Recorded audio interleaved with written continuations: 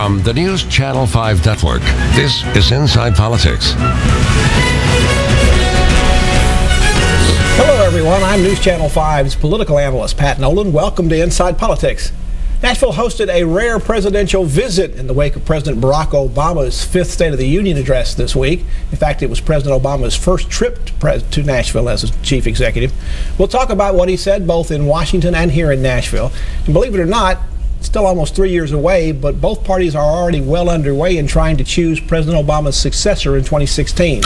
Our guests today include right next to me, Vanderbilt professor Dr. Paul Staub, next to him, Democratic consultant and Nashville attorney Larry Woods, and Republican strategist and former Tennessee GOP party chairman Chip Saltzman. Gentlemen, thank you all for joining us today. Thank you.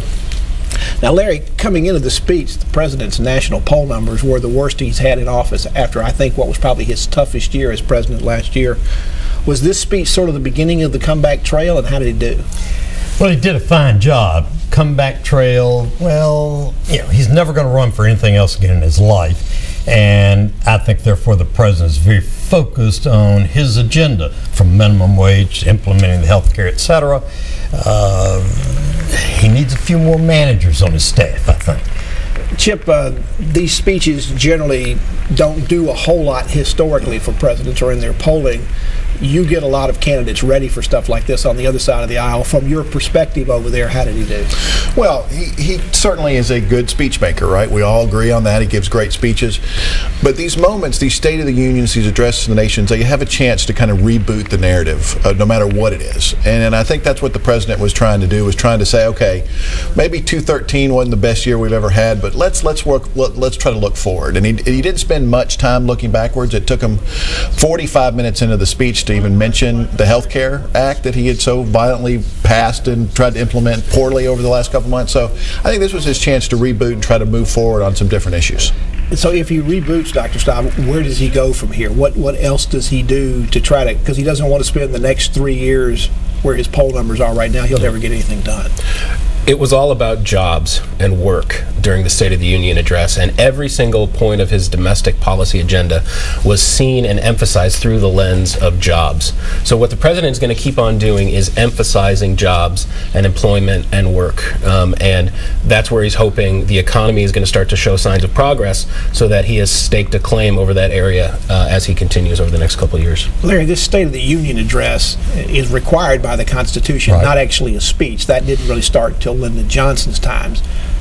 Is the country or the president, both now and in the future, in a situation like the NFL was with the Pro Bowl, that maybe they need to go back and tweak the format a little bit, because the audiences are not what they used to be, although they're still large in this day of so many things for people to be able to watch over the air? Yeah, inviting more all-stars to the State of the Union would certainly help the viewer ratings, I'm sure. I mean, I doubt anybody watches the entire speech other than people like us and your viewing market. For the general public, they're going to read the headline the next morning. And I agree with the professor. If the headline the next morning was jobs, jobs, jobs, then the president scored. If it was, you know, State of the Union given, then Chip's remarks are more accurate than I would care to admit. Chip, one of the traditions of the State of the Union is that the party out of power, in this case the Republicans, get to make a response. But unless I'm wrong, the Republicans made 4 or 5 different people who claimed they were making the response. Well, there's one official response. There was one official response, and that was Kathy McMorris Rodgers, who I thought did an excellent job. And I think when you do a response to the State of the Union, the first thing you have to understand is you're not the president, and you're not giving the State of the Union. And I think she did that very effectively and kind of talked about the Republicans' agenda. Very simple, very easy, and I thought she did a good job.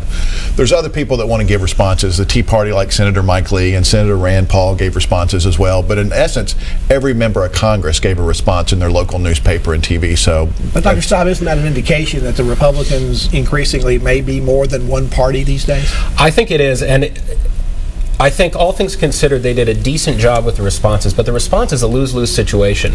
A big part of the State of the Union address is appearing presidential and reinforcing the perception of the structure of our government. You have the president, you have members of Congress, and you have the Supreme Court sitting there. Everything visually about the State of the Union says president, says leadership, regardless of what comes out of the president's mouth. It's about reinforcing that perception of presidential leadership. And whoever is in charge, or who's charged with giving the the official response or any of these other responses to the State of the Union is just in a situation where they cannot maintain that appearance or even really effectively counter that appearance. Larry, one of the traditions that President Reagan started, I believe, was pointing out people in the gallery, having guests there that night. They're not exactly, usually not all stars before they get there, but there was an extraordinary response to one of the presidents, the wounded, disfigured Ranger. Did that almost overpower the speech in some ways? Did that probably surprise the president that they got that strong a reaction? I'm not sure whether it was a surprise, but it should have overpowered everything else. Here's a man who's given his effective life in many ways, 10 tours, a true hero as opposed to what we call political heroes. He deserved the attention that he got, and I think everybody, all 5 or 6 stripes of Republicans and us good guys would agree on that. I'm sorry. No, go ahead. It was a really remarkable conclusion because Corey Remsburg, the soldier he highlights in the conclusion of the speech, beautifully embodied exactly what the president was trying to do in the speech. The emphasis on the domestic agenda was jobs and work. The emphasis on the foreign policy part of the speech was security. Corey Remsburg embodies and personifies both of those aspects of the speech. He framed him in a way that he was serving his country, but he also had to work. He also had to labor, and he through effort and through hard work, he got better. Let's take a break. We're talking about the president's State of the Union address earlier this week, as well as his appearance here in Nashville and what's coming up in 2016 with the next presidential election. Back to continue our conversation after this break.